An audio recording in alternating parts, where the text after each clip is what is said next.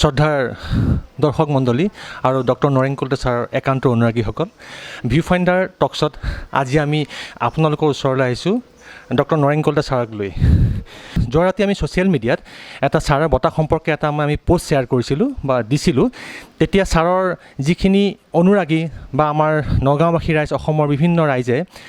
ছাৰক অভিনন্দন জ্ঞাপন কৰিছে সেই পোষ্টটো চাই পেলাই। ছাৰৰ অনুৰাগীসকলে ছাৰক বিভিন্ন ৰাতি যিহেতু দেৰি হৈ গ'ল, মোলৈ ফোন কৰিছে, ছাৰলৈ ফোন কৰা নাই অসুবিধা পাব বুলি। ছাৰৰ কুশল বাৰ্তা প্ৰেৰণ কৰিছে, অভিনন্দন জনাইছে আৰু জানিব বিচাৰিছে যে ছাৰ কুশলে আছেনে বা বিভিন্ন খা খবৰ ল'ব বিচাৰিছে। ভাল লাগিলে ৰাতিয়ে ফোন কৰিছে বা ছাৰৰ সেইখিনি অনুৰাগী যিখিনি ছাৰক বহুদিন ধৰি দেখা নাই, তেওঁলোকৰ একান্ত অনুৰোধত আজি আমি আহিছোঁ এই ভিউফাইণ্ডাৰ টকছত ছাৰৰ লগত কথা পতাৰ অজুহাতত আপোনালোকক ছাৰক দেখুৱাবলৈ। হয়, ছাৰ একেবাৰে এক্টিভ নহয়, ধৰক এই ধৰণে ছাৰৰ কোনো ছ'চিয়েল মিডিয়াত কোনো ধৰণৰ একাউণ্টো নাই বা সেই ধৰণে ছাৰৰ কোনো ধৰণে এনেকৈ প্ৰচাৰৰ মাজলৈও নাহে। ছাৰ সদায় প্ৰচাৰৰ পৰা আঁতৰত থাকে, পঢ়া শুনাতে ব্যস্ত থাকে, নিজৰ পৰিয়ালৰ লগত, নিজৰ নাতি নাতিনীৰ সৈতে ব্যস্ত থাকে। তেনেধৰণে ছাৰে কুশলে আছে আপোনালোকক জনাব বিচাৰিছোঁ, আজি আমি দেখুৱাব বিচাৰিছোঁ ছাৰ আমাৰ কাষতে আছে। আমি ছাৰক তেখেতৰ বিষয়ে কিছু কথা সুধিম, যিখিনি হয়তো আপোনালোকে জানে, আজি ছাৰৰ মুখেৰে শুনা পাব। এই অজুহাততে আপোনালোকে দেখা পাব যে ছাৰ বৰ্তমান সুস্থ হৈ আছে। আপোনালোকৰ আশীৰ্বাদতে সদায় এনেকেই আশীৰ্বাদ কৰি ৰাখিব, ছাৰৰ কাৰণে শুভকামনা প্ৰেৰণ কৰিব, যাতে ছাৰে অনাগত দিনত এই ধৰণৰ আৰু বঁটা আৰু কুশল মংগল আহে আৰু আমি ছাৰৰ পৰা তেওঁৰ যিটো জ্ঞান গৰ্ভ, তেওঁলোকৰ যি ছাৰৰ জ্ঞানখিনি আছে, আমি সেইখিনি যাতে বিনিময় কৰিব পাৰোঁ আৰু আমাৰ সমাজে ছাৰৰ পৰা সেইখিনি লাভ কৰিব পাৰে বিভিন্ন মাধ্যমৰ জৰিয়তে। নমস্কাৰ ছাৰ, আপোনাৰ কালি যে যিটো বঁটা ঘোষণা কৰিলে ছাৰ, সেই বঁটাটোৰ বিষয়ে অকণমান আমাৰ অডিয়েঞ্চক কৈ দিয়কচোন। আচলতে সেই বঁটাটো এজন আমাৰ অসমৰ নহয়, এইটো আন্তৰ্জাতিক স্তৰৰ এগৰাকী বিদগ্ধ পণ্ডিত কৃষ্ণকান্ত সন্দিকৈদেৱৰ সকলোৱে জানে, তেখেত অসমৰে, আৰু তেখেতৰ নামত এই বঁটাটো চৰকাৰে প্ৰৱৰ্তন কৰিছে। এইটো কৃষ্ণকান্ত সন্দিকৈ ৰাষ্ট্ৰীয় বঁটা, এইটোৱেই হেৰিটো। তাৰ বাহিৰে বিশেষ অন্য ধৰণৰ হেৰি নাই আৰু। ছাৰ আপুনি বঁটাটোৰ বিষয়ে কেতিয়া গম পালে ছাৰ? বঁটাটোৰ বিষয়ে এনেই আমাৰ অসমৰ সাংস্কৃতিক বিভাগে এই বঁটা আগবঢ়াইছে। সাংস্কৃতিক বিভাগৰ পৰা আজি ভালেমান দিনৰ আগতেই, এসপ্তাহ 10 দিনৰ আগতেই খা খবৰবিলাক হৈ আছিলে, মোৰ লগত যোগাযোগবিলাক হৈ আছিলে। কিন্তু একেবাৰে পৰিপাটিভাৱে কালি ৰাতি সেই 8:30 বজাত যেতিয়া সাংস্কৃতিক সঞ্চালকালয়ৰ পৰা সঞ্চালকে ফোন কৰিলে, তেতিয়া মই বিশেষভাৱে অৱগত হৈছোঁ। ছাৰ, আমি আৰু এটা কথা আপোনাক জানিব বিচাৰিছোঁ, এই বঁটাটোৰ বাবে আপুনি আবেদন কৰিছিল নে তেওঁলোকে আপোনালোকক যোগাযোগ কৰিছে? নাই, মই আবেদন কৰা নাই, তেওঁলোকে যোগাযোগ কৰিছে। পিছত কোনোবাই প্ৰস্তাৱ দিছিলে, ক'ব নোৱাৰোঁ সেইটো। তাৰপিছত তেওঁলোকে মোৰ পৰা কিন্তু বায়'ডাটা লৈছে পিছত। ধন্যবাদ ছাৰ। ছাৰ, আপুনি আজিলৈকে ইতিমধ্যে আপুনি যিখিনি বঁটা লাভ কৰিলে সেই বঁটাখিনি ক'ব পাৰিব নেকি ছাৰ এতিয়া? মই ঠিক তেনেকুৱা বঁটা মানে প্ৰথম বঁটাটো আছিলে অসম সাহিত্য সভাৰ হৰিপ্ৰসাদ সোঁৱৰণী মুদ্ৰণ অলংকৰণ বঁটা আছিল, সেইটো এখন কিতাপৰ কাৰণে পাইছিলোঁ। আৰু তাৰ পিছতে অসমৰ পুথিচিত্ৰ নামৰ যিখন গ্ৰন্থ, সেই গ্ৰন্থখনৰ কাৰণে জগতধাত্ৰী হৰমোহন দাস বঁটাটো পাইছিলোঁ। তাৰপিছত পাইছিলোঁ আনন্দৰাম বৰুৱা, যিটো অনুষ্ঠান আছে আনন্দৰাম বৰুৱাৰ নামত, আমাৰ সেই এগৰাকী ডাঙৰ পণ্ডিত, আন্তৰ্জাতিক পণ্ডিত, খ্যাতিসম্পন্ন পণ্ডিত, সেই আনন্দৰাম বৰুৱা দেৱৰ স্মৃতিত আমাৰ যিটো অনুষ্ঠান আছে এইবিলাকে আগবঢ়াইছিলে আনন্দৰাম বৰুৱা বঁটা, সেই বঁটাটো পাইছিলোঁ। তাৰপিছত এটা বঁটা পাইছিলোঁ আউনীআটী সত্ৰৰ পৰা, আউনীআটী সত্ৰৰ ফালৰ পৰা মহাপুৰুষ দামোদৰদেৱৰ নামত এটা আন্তৰ্জাতিক বঁটা প্ৰৱৰ্তন কৰিছে, সেই বঁটাটো পাইছিলোঁ। আৰু এটা পাইছিলোঁ আমাৰ নগাঁৱৰ এখন জুনিয়ৰ কলেজ, দ্ৰোণাচাৰ্য কনিষ্ঠ মহাবিদ্যালয়, সেই দ্ৰোণাচাৰ্য কনিষ্ঠ মহাবিদ্যালয়ৰ পৰা এটা বঁটা লাভ কৰিছিলোঁ। ছাৰ, আপুনি আৰু এটা বঁটা পাইছিল নেকি? হয়তো আপুনি পাহৰি গৈছোঁ মই। সেইটো হ'ল কি, আমাৰ নগাঁৱৰ যি আমাৰ ফাইন আৰ্ট ছ'চাইটি আছে, সেই ফাইন আৰ্ট ছ'চাইটিয়ে সেই বঁটা অতি মূল্যৱান বঁটা এটা আগবঢ়াইছিলে। সেইটো হ'ল কি কয়, চিত্ৰপট সন্মান হিচাপে। আৰু সেইটো মোৰ কাৰণে ডাঙৰ, মোৰ যিখন ক্ষেত্ৰত মই কাম কৰি আছোঁ সেইখন ক্ষেত্ৰৰ লগত একে সম্পূৰ্ণভাৱে জড়িত বঁটা। হয় ছাৰৰ বিশেষকৈ ছাৰ লোক সংস্কৃতিৰ গৱেষক হিচাপে প্ৰতিষ্ঠিত এগৰাকী পণ্ডিত ব্যক্তি বিশেষকৈ আমি জনাত আমি যিহেতু আমাৰ এটা আমি ভিজুৱেল আৰ্টিষ্ট হিচাপে বা আমি এটা সেই জগতখনৰ আমি যিমান দূৰ গম পাওঁ ছাৰে শিল্পকলা বিষয়ত ছাৰে যিখিনি গৱেষণা যিখিনি ছাৰে কিতাপ পত্ৰ লিখিছে বা চৰ্চা কৰিছে সেইটোৰ ওপৰত বেছ কৰিয়ে সেই চিত্ৰপট সন্মানটো দিয়া হৈছিলে ছাৰ আপোনাৰ শিল্পকলা জগতৰ লগত জড়িত যিখিনি লেখা মেলা অকণমান ছাৰ প্ৰকাশ কৰকচোন মোৰ ঠিক শিল্পকলাৰ লগত প্ৰথম হেৰি কৰিছিলোঁ বৰদোৱাত আমাৰ বৰদোৱা শ্ৰী শ্ৰী মহাপুৰুষ শংকৰদেৱৰ জন্মস্থান বৰদোৱাত যিবিলাক প্ৰাচীন কাঠৰ ভাস্কৰ্য আছিল সেই কাঠৰ ভাস্কৰ্যবিলাকৰ ওপৰত এখন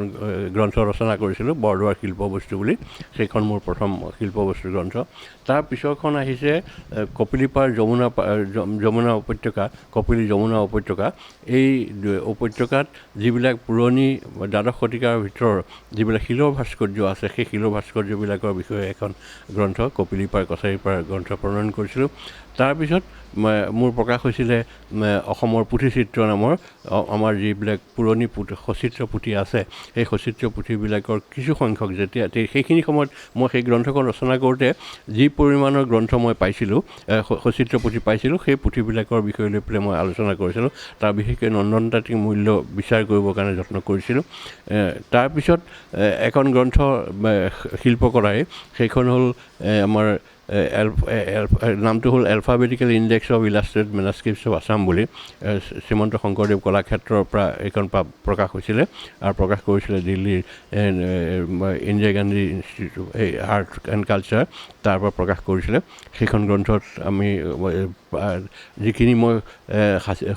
অসমৰ পুথিচিত্ৰত অন্তৰ্ভুক্ত কৰিব পৰা নাছিলোঁ বাদ পৰি ৰৈছিলে মানে মই তেতিয়া পোৱা নাছিলোঁ তাৰপিছত যিবিলাক পালোঁ সেই গ্ৰন্থবিলাক তাত অন্তৰ্ভুক্ত কৰি পেলাই এখন এলফাবেটিকেল ইণ্ডেক্স এখন প্ৰস্তুত কৰিছিলোঁ সেইখন কলাক্ষেত্ৰৰ পৰা ওলাইছে আৰু এখন আছে হেৰি কথা ভাগৱতৰ পেইণ্টিংছ অফ পুনিয়া সত্ৰত যিখন কথা ভাগৱত আছে সেই কথা ভাগৱতৰ বিষয়ে ছবিবিলাকৰ বিষয় লৈ পেলাই ৰচনা কৰিছিলোঁ ধন্যবাদ ছাৰ আপোনাৰ মানে অনুৰাগীসকলে এইটো জানিব বিচাৰে যে আপোনাৰ জন্মসূত্ৰে আপুনি কিমান চনত জন্মগ্ৰহণ কৰিছিলে ক'ত জন্মগ্ৰহণ কৰিছিলে অসমৰ কোন ঠাইত আৰু আপোনাৰ চাকৰি জীৱনৰ বিষয়ে অকণমান কৈ দিয়কচোন মোৰ জন্ম চনটো আৰু অৱশ্যে যি আমাৰ বিদ্যালয়ৰ যিখন চাৰ্টিফিকেট আছে প্ৰমাণপত্ৰ সেই প্ৰমাণপত্ৰ মতে 1942 চন আৰু মোৰ কিন্তু মোৰ আচল চনটো হৈছে 1940 চন 1940 চনৰ 29 ফেব্ৰুৱাৰীত মোৰ জন্ম কিন্তু বিদ্যালয়ৰ পঢ়া মেট্ৰিক চাৰ্টিফিকেটখন মতে 1942 চনহে দেখুৱাব পৰা হৈছিল তাত লিখা আছিলে সেইটো কিয় হ'ল মই নাজানো কিন্তু যিয়ে নহওক মোৰ জন্ম হৈছিলে মোৰ মোমাদেউহঁতৰ ঘৰ কলিয়াবৰৰ মাধৱ গাঁও বুলি সেই মাধৱ গাঁওখনত মোৰ জন্ম হৈছিল আৰু তাতেই প্ৰায় সেই এলেকাটোতেই 3 বছৰমান মই তাতেই জন্মৰ পিছত আছিলোঁ ছাৰ আপুনি ৰহা হাৰিয়ামুখ কুমাৰ গাঁৱৰ লগত সম্পৰ্ক ৰহা হাৰিয়ামুখ কুমাৰ গাঁও মোৰ হৈছে পিতৃৰ জন্মস্থান মোৰ 5 বছৰ কি 6 বছৰ বয়সত আমি তালৈ গুচি আহিছিলোঁ পিতৃ চাকৰি সূত্ৰে বাহিৰত আছিল তাৰপিছত সেই শেষত গৈ পেলাই সেই হাৰিয়ামুখ কুমাৰ গাঁৱলৈ আহিছে তাত নিজৰ যি ভেটিটো আছিল সেই ভেটিতে ঘৰ দুৱাৰ সাজি লৈ আমি আছিলোঁ আৰু মই তাতেই প্ৰাথমিক স্কুল পঢ়িছিলোঁ বিদ্যালয়ত পাছ লৈছিলোঁ তাৰপিছত তাৰ পৰাই ৰহা হাইস্কুলত শিক্ষা গ্ৰহণ কৰিছিলোঁ তাৰ পৰাই কলেজৰ আৰু তাৰ পৰাই ইউনিভাৰ্চিটিৰ বিভিন্ন ধৰণৰ এইবিলাক গ্ৰহণ কৰিছিলোঁ ছাৰ আপুনি PhD কি বিষয়ত কৰিছিলে মোৰ PhD বিষয় আছিলে শৈৱ কালটেন শৈৱ লিটাৰেচাৰ অফ আছাম অসমৰ শৈৱ ধৰ্ম আৰু শৈৱ সাহিত্যৰ বিষয়ে ছাৰ আপোনাৰ কৰ্মজীৱনৰ বিষয়ে অকণ কৈ দিয়কচোন মই ইণ্টাৰমিডিয়েট পৰীক্ষা দি উঠিয়েই চাকৰি কৰিবলৈ আৰম্ভ শিক্ষকতাৰ চাকৰি কৰিছিলোঁ প্ৰথম চাকৰি কৰিছিলোঁ বাৰপূজীয়া হাইস্কুলত তাৰ পৰা তাত 3 মাহমান কাম কৰাৰ পিছত ৰহা হাইস্কুললৈ আহিছিলোঁ ৰহা হাইস্কুলত এটা BT ডেপুটেশ্যনত এটা পদ খালী হৈ আছিল সেই পদটোলৈ আহিছিলোঁ তাৰপিছত মই শালমৰা হাইস্কুলতো কাম কৰিছোঁ তাৰপিছত স্থায়ীভাৱে কিছুদিনৰ কাৰণে ৰহা হাইস্কুললৈ আকৌ উভতি গৈছিলোঁ তাৰপিছত তাতে থাকোঁতেই মই MA পাছ কৰিছোঁ MA পাছ কৰি লৈ প্ৰায় 1968 চনত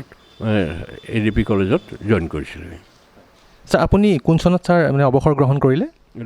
2002 ফেব্ৰুৱাৰী মাহৰ 28 তাৰিখে ধন্যবাদ ছাৰ আপুনি এনে অসমৰ বিভিন্ন অনুষ্ঠান প্ৰতিষ্ঠানৰ সৈতে আপুনি জড়িত তাৰ মাজতে যিকেইটা অতি প্ৰয়োজনীয় মানে ডাঙৰ অনুষ্ঠান বা সকলো অসমৰ বা ৰাইজে জনাটো উচিত সেই অনুষ্ঠানসমূহৰ সৈতে কিভাৱে জড়িত আছে অকণমান কৈ দিয়কচোন মোৰ আটাইতকৈ মোৰ জীৱনৰ ওপৰত গভীৰ প্ৰভাৱ পেলোৱা ঠাইখনেই হৈছে শ্ৰী শ্ৰী বটদ্ৰৱা থান মহাপুৰুষ শ্ৰীমন্ত শংকৰদেৱৰ জন্মস্থান আৰু সেই থানখনৰ মই নভবা নিচিন্তাকৈ ভাবিব নোৱাৰাকৈ সেই থানখনৰ পৰিচালনাৰ দায়িত্ব মই গ্ৰহণ কৰিবলগীয়া হৈছে পৰিচালনা সমিতিৰ দায়িত্ব গ্ৰহণ কৰিবলৈ আহিছিলোঁ 6 বছৰ কাল মই সম্পূৰ্ণৰূপে সাধাৰণ সম্পাদক হিচাপে সেই থানখন পৰিচালনা কৰিছোঁ এইটো মোৰ কাৰণে জীৱনৰ আটাইতকৈ পবিত্ৰ কৰ্ম বুলি মই গ্ৰহণ কৰিছিলোঁ আৰু সেই থানৰ আশীৰ্বাদ নিখনতে আছে বুলি এতিয়াও মই সদায় ভাবোঁ ইয়াৰ পিছত মোৰ সহযোগী মই সদস্য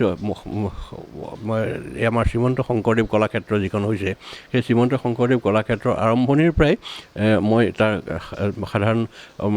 পৰিষদৰ সদস্য আছিলোঁ তাৰপিছত কিছু বছৰ তেনেকুৱাকৈ 10-12 বছৰ থকাৰ পিছত মই আৰু তাৰপিছত তাৰ সদস্য হৈ থকা নাই আৰু এনেকৈ 2-1 অনুষ্ঠানৰ লগত জড়িত আছিলোঁ আৰু ছাৰ আপোনাৰ জীৱনত এনে কিছু বিশেষ ব্যক্তি আছে নেকি যিসকল ব্যক্তিৰ লগত সান্নিধ্যত আপুনি আপোনাৰ কামসমূহ কৰি যাবলৈ সুবিধা পাইছিলে এজন ব্যক্তি হৈছে প্ৰণৱ বৰুৱা নগাঁৱৰ প্ৰণৱ বৰুৱা ডাঙৰ শিল্পী মহান শিল্পী আৰু সেই শিল্পীগৰাকীৰ লগত থাকোঁতে তেওঁৰ লগত সেই যোগাযোগেই মোৰ শিল্পকলা বিষয়ত যি অধ্যয়ন সেই বা গৱেষণা বা সেই বিষয় লৈ পেলাই মই যি আলোচনা বিলোচনা কৰিছোঁ এইক্ষেত্ৰত তেওঁৰ লগত থকাৰ কাৰণে তেওঁৰ উৎসাহতেই মই কাম কৰিবলৈ সুবিধা পাইছোঁ তাৰপিছত আছে বহুত আছে ডক্টৰ বীৰেন্দ্ৰনাথ দত্ত আছে তেখেতে মই যথেষ্টখিনি উৎসাহ উদগনি দিয়ে আৰু বিভিন্ন ঠাইলৈ মাতি লৈ যায় এই বিষয় লৈ পেলাই আলোচনা বিলোচনা কৰিবলৈ চন্দ্ৰপ্ৰসাদ শইকীয়া তেখেত আছিল তেখেতে মোৰ লেখাবিলাক প্ৰকাশ কৰিছিল বিশেষকৈ প্ৰকাশ আৰু গৰিয়সীত বা তেনেকুৱা তেখেতৰ সম্পাদনাৰ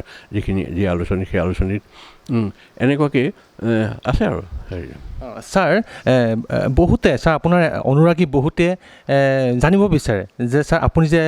পৰিয়ালৰ লগতে এই ধৰণে ধৰক আপোনাৰ ধুনীয়াকৈ সময় অতিবাহিত কৰে আপোনাৰ পৰিয়ালত কোন কোন আছে আপুনি নিজে অকণ কোন কি ধৰণে এতিয়া ক'ত প্ৰতিষ্ঠা লাভ কৰিছে অকণ আপোনাৰ মুখেৰে কৈ দিয়কচোন মোৰ ছোৱালী এজনী আৰু ল'ৰা দুটা ছোৱালীজনী তাই ইয়াত GSTত কাম কৰে নগাঁৱতে গুৱাহাটীত পষ্টিং হৈছিলে কিন্তু ইয়ালৈ ট্ৰেন্সফাৰ হৈ আহিছে ছুপাৰিণ্টেণ্ডেণ্ট অফ টেক্স হিচাপে তাৰপিছত মোৰ ডাঙৰ ল'ৰাটো সি ডাক্তৰ সি কলিকতাৰ এখন ভাল হস্পিটেলৰ ডাক্তৰ হৈ আছে সৰু ল'ৰাটো বাংগালোৰত থাকে আৰু সি তাত এখন মাল্টিনেশ্যনেল কোম্পানীৰ ভাইচ চেয়াৰমেন হিচাপে এছিষ্টেণ্ট ভাইচ চেয়াৰমেন হিচাপে কাম কৰি আছে আৰু মোৰ পৰিবাৰ আছে মোৰ পৰিবাৰ তেওঁ ৰহা কলেজত কাম কৰিছিলে ৰহা কলেজৰ পৰাই তেওঁ ডক্টৰেট হৈ পেলাই আছে এতিয়া ছাৰে এই ক্ষেত্ৰত ছাৰে পৰিয়ালৰ ভিতৰত আটাইতকৈ নিজৰ নাতিকেইটাৰ লগত বেছি সময় অতিবাহিত কৰে নাতিকেইটা বুলিলে ছাৰ পাগল একেবাৰে যিকোনো বোধ নাতিকেইটাৰ ছাৰ নামটো কৈ দিয়ক চবে জানিব বিচাৰে মোৰ নাতিনী আৰু এজন নাতি আছে ছোৱালীৰ ফালৰ পৰা যি নাতিনী দুজনী এজনী হৈছে মিনাৰভা প্ৰিয়দৰ্শিনী ৰায় আৰু আনজনী হৈছে প্ৰাচী প্ৰিয়দৰ্শিনী ৰায় আৰু মোৰ নাতি যিটো ল'ৰাৰ ডাক্তৰ ইমন কলিতা তেওঁৰ পুত্ৰ সেই ঋষভ কলিতা তেওঁ কলিকতাত থাকে এইকেইজনী মোৰ নাতিনী আৰু ধন্যবাদ ছাৰ প্ৰিয় অনুৰাগীসকল আপোনালোকে দেখিলে যে আমাৰ ডক্টৰ নৰেন কলিতা ছাৰ সম্পূৰ্ণ সুস্থ এইধৰণে ছাৰে নিজৰ জীৱনশৈলী সজাই লৈছে পঢ়া শুনাৰ মাজত নিজৰ পৰিয়ালৰ মাজত এইধৰণে ছাৰে সুন্দৰকৈ আমাক এতিয়া কটাই আছে আশা কৰোঁ আপোনালোকেও অনাগত দিনত তেওঁক এইদৰে আশীৰ্বাদ দি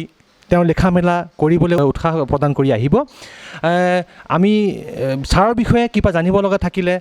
ছাৰৰ সকলোখিনি ধৰক কিবা কাৰোবাৰ লেখা মেলা সম্পৰ্কীয় বা কাৰোবাৰ লগত যোগাযোগ সম্পৰ্কীয় কামখিনি আমিয়ে বা মই নৃপেন শইকীয়াই আমি সহায় কৰি আহিছোঁ যাতে ছাৰে এইবোৰ ক্ষেত্ৰত অসুবিধা পায় ছাৰে লেখা মেলা বাদ নিদিয়ে বা এইদৰে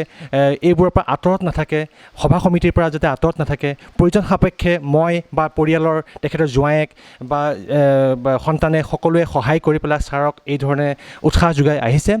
আপোনালোকেও পাৰিলে ফোনেৰে হওক বা নগাঁৱৰে আমাৰ যিখিনি নগাঁও আছে বা নগাঁৱৰ বাহিৰে যিখিনি আছে সময় সুবিধা পালে ছাৰৰ কাষলৈ আহি পেলাই ছাৰৰ মনৰ ভাৱ প্ৰকাশ কৰিব বা ছাৰৰ লগত যোগাযোগ ৰাখি ছাৰক সদায় উৎসাহ প্ৰদান কৰিব আশা কৰোঁ ভৱিষ্যতেও আপোনালোকে ছাৰক এইদৰে মৰম জনাই ছাৰৰ সুস্বাস্থ্য কামনা কৰি ছাৰে আৰু দীৰ্ঘদিন ধৰি আমাৰ সাহিত্য জগতলৈ শিল্পকলা জগতলৈ অৱদান আগবঢ়াই যাব পাৰে কিয়নো ছাৰৰ পৰা আমি এতিয়াও লাভ কৰিবলৈ আছে বাকী আৰু বহু কথা বহু নজনা কথা বহু জ্ঞানগৰ্ভ কথা যিখিনিয়ে আমাৰ সমাজ আৰু শিল্পকলা জগতত যথেষ্ট গুৰুত্ব আছে বুলি ভাবোঁ আৰু গুৰুত্ব লাভ কৰিব ধন্যবাদ